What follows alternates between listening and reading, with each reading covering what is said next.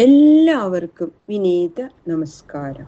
ശ്രീമദ് ഭാഗവതം ഏകാദശ സ്കന്ധം അധ്യായം 7 ശ്ലോകം 19, 20, 21, 22, 23, 24, 25 7 ശ്ലോകങ്ങളെ ഇന്ന് നമുക്ക് നോക്കാം. ഭഗവാന് ഗൃഹസ്ഥാശ്രമിയായിട്ടുള്ള ഞാന് ഗൃഹത്തിലൊക്കെ ഇങ്ങനെ ആസക്തനായിട്ട് ജീവിക്കണം, അവിടുത്തെ ഉപദേശമൊന്നും സ്വീകരിക്കാനുള്ള യോഗ്യത ഒന്നും ഇല്ല എന്ന് വിചാരിച്ചിട്ട് ഉപേക്ഷിക്കരുതേ എന്ന് വിചാരിച്ച് എന്നെ ഉപേക്ഷിക്കരുതേ എന്ന് വളരെ ദുഃഖത്തോടെ പ്രാർത്ഥിക്കണു ഉദ്ധവൻ. അങ്ങനെയുള്ളതാ ഉദ്ധവന് മറുപടി കൊടുക്കാണ് ഭഗവാൻ. കൃഷ്ണായ വാസുദേവായ ഹരയേ പരമാത്മനെ പ്രണതക്ലേശനാശായ ഗോവിന്ദായ നമോ നമഃ. ഓം നമോ ഭഗവതേ വാസുദേവായ. ഓം നമോ ഭഗവതേ വാസുദേവായ. ശ്ലോകം 19. ശ്രീ ഭഗവാൻ ഉവാച. പ്രായേണ വനുജാലോകേ ലോകതത്വവിചക്ഷണാഃ സമുദ്ധരന്തി ഹ്യാത്മാനം ആത്മനൈവാശുഭാഷയാത്. ഭഗവാൻ പറയാണ്, ഉപദേശിച്ച അർത്ഥം ഗ്രഹിക്കാതെ വരുന്നത് ഭാവന ഇല്ലാത്തതുകൊണ്ടും വിപരീത ഭാവന മുതലായിട്ടുള്ള ദോഷങ്ങളൊക്കെ ഉള്ളത് കൊണ്ടാണ്. ലോകതത്വത്തെ പറ്റി ആലോചിക്കുന്നവർക്ക് അങ്ങനെയുള്ള ദോഷങ്ങളൊന്നും ഉണ്ടാവില്ല. അതിനാൽ ലോകതത്വത്തെ ആലോചിക്കാൻ സമർത്ഥരായ ജനങ്ങൾ പ്രായേണ സ്വന്തമായ ആലോചനയാൽ തന്നെ വിഷയവാസനയിൽ അകപ്പെട്ടു കിടക്കുന്ന തങ്ങളെ അതിൽ നിന്നുയർത്തും.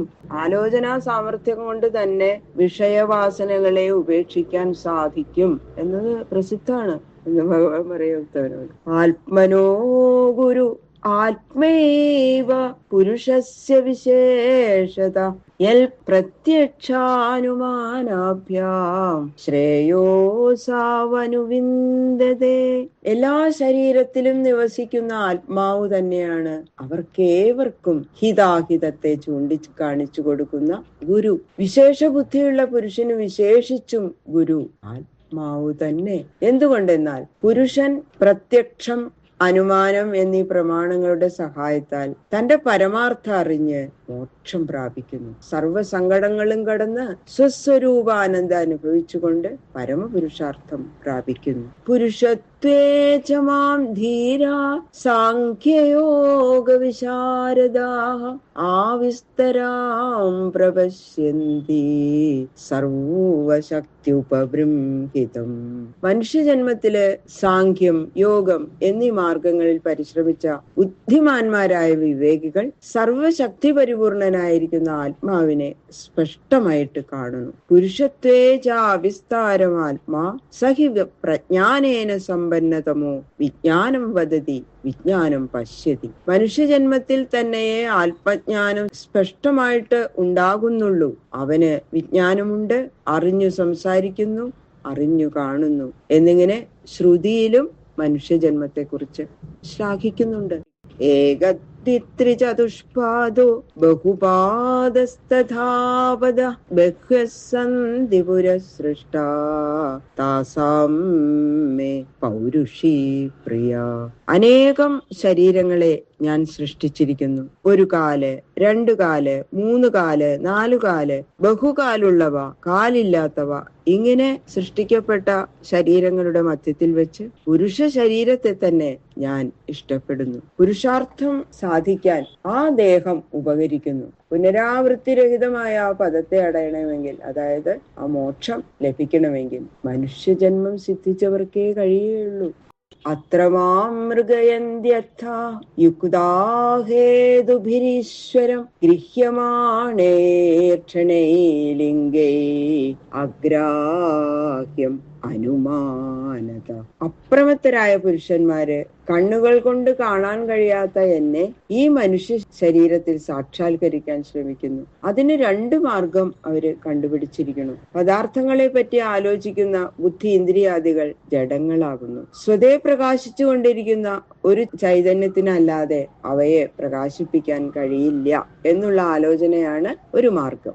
വ്യാപ്തിജ്ഞാനത്തിൽ നിന്ന് ജനിക്കാവുന്ന അനുമാന പ്രമാണം കൊണ്ടും ഈശ്വരനെ അറിയുന്നു. ബുദ്ധ്യാദി ഇന്ദ്രിയങ്ങൾ കർത്താവിനാൽ പ്രയോഗിക്കപ്പെടുവാൻ ഉപകരിക്കുന്ന ഉപകരണങ്ങളാണ്. തച്ചൻ മുതലായ പണിക്കാരുടെ ഉളി മുതലായ ആയുധങ്ങളെ പോലെ. അതിനാൽ ബുദ്ധീന്ദ്രിയാദികളുടെ പ്രവൃത്തികളിൽ നിന്ന് പ്രവർത്തകനായ ആത്മാവിനെ അറിയുന്നു. ഇത്രമാത്രം പറഞ്ഞതുകൊണ്ട് ആത്മാവ് അനുമാന പ്രമാണത്തിന് വിഷയമായി എന്ന് വിചാരിക്കരുത്. ദേഹാദികളിൽ നിന്ന് ഭിന്നമായിരിക്കുന്ന പദാർത്ഥത്തിന്റെ ശുദ്ധിയെ മാത്രമേ ഇവിടെ പരാമർശിച്ചിട്ടുള്ളൂ. ഇന്ദ്രിയ സംബന്ധം ഉള്ളതുപോലെ തോന്നുന്നു എങ്കിലും ഇന്ദ്രിയങ്ങളെ പ്രവർത്തിപ്പിച്ചും ഇന്ദ്രിയങ്ങളോട് സംബന്ധിക്കാതെയും ഇരിക്കുന്ന ചൈതന്യം ഈ ശരീരത്തിൽ വിളങ്ങുന്നു എന്ന ജ്ഞാനത്തിന് ഹേതുവായിരിക്കുന്നു അനുമാനം എന്ന് മാത്രം. അത്രാപ്യുദാഹരന്തീമം ഇതിഹാസം പുരാതനം അവധൂതസ്യ സംവാദം യദോരമിത തേജസ. ഈ കാര്യം തെളിയിക്കാൻ ഏറ്റവും വിവേകിയായ യദുവിനും അവധൂതനും തമ്മിലുണ്ടായ ഒരു പുരാതന സംവാദ കഥ പണ്ടുള്ള മഹാന്മാര് ഉദാഹരണമായിട്ട് പറയാറുണ്ട്. അത് ഞാനിവിടെ പറയാം എന്ന് പറയണു ഭഗവാൻ ഉദ്ധവനോട്. അവധൂതം ദ്വിജം ഗച്ചിൽ ചരന്തമകുതോ ഭയം കവിം നിരീക്ഷ്യ തരുണം യദു പപ്രച്ഛ ധർമ്മവിത്. ദത്താത്രേയ മഹർഷിയാണ് ഇവിടെ അവധൂത ബ്രാഹ്മണൻ എന്ന് പറഞ്ഞത്. അദ്ദേഹം ശരീരത്തിന് വേണ്ടുന്ന യാതൊരു സംസ്കാരവും വരുത്തുന്നതിൽ മനസ്സുവെക്കാതെയും ആത്മാവല്ലാതെ മറ്റൊന്നും ഇല്ല എന്നുള്ള ദൃഢബോധത്താൽ യാതൊരു ഭയവും ഇല്ലാതെയും ആധ്യാത്മികാദി താപങ്ങളുടെ ബാധയില്ലാത്തതിനാൽ ജരാബാധയില്ലാതെ യൗവനയുക്തനായും ജഡങ്ങളിൽ നിന്ന് ചൈതന്യത്തെ വേർതിരിച്ചറിഞ്ഞിരിക്കയാൽ ആത്മാരാമനായും സഞ്ചരിക്കുന്നത് ധർമ്മജ്ഞനായ യദു കണ്ടു. അത്ഭുതമായിട്ട് യദു അടുത്തു ചെന്ന് ഇങ്ങനെ ചോദിച്ചു. യദുവിന്റെ ചോദ്യമാണ് അടുത്ത ശ്ലോകം. ബാക്കിയുള്ള ശ്ലോകങ്ങള് നാളെ നോക്കാം. സർവത്ര ഗോവിന്ദ നാമ സങ്കീർത്തനം ഗോവിന്ദ ഗോവിന്ദ.